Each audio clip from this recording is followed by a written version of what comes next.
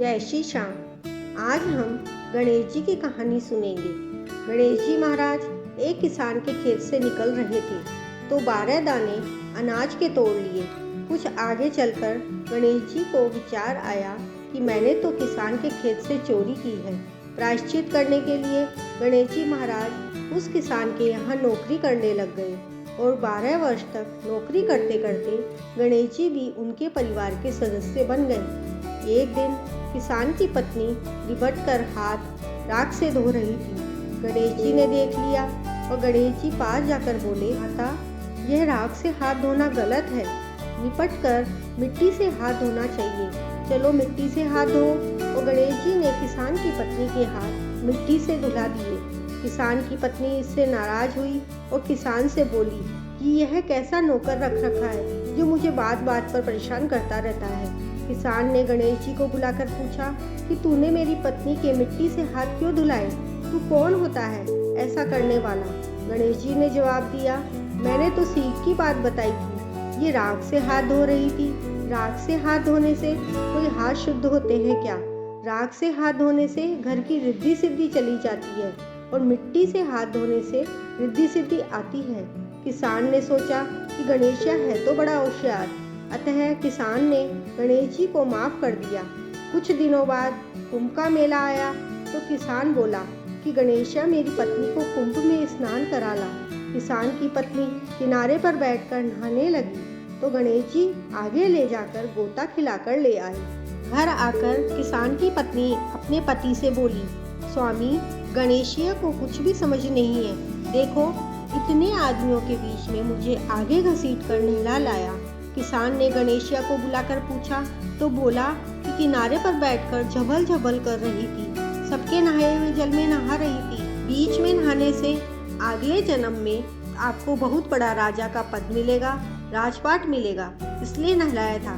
किसान ने सोचा गणेशिया वाकई है बड़ा बुद्धिमान। एक दिन घर में होम हो रहा था। किसान बोला, जा रे गणेशिया, मेरी पत्नी को होम पर बैठाने के लिए बुला ला। जब गणेशिया के साथ किसान की पत्नी होम पर बैठने के लिए आने लगी तो गणेश जी ने देखा कि वह काली आंगी पहनकर चल रही है तो गणेश जी नाराज हो गए और उसकी आंगी फाड़ दी और बोले, लाल आंगी पहनकर चलो।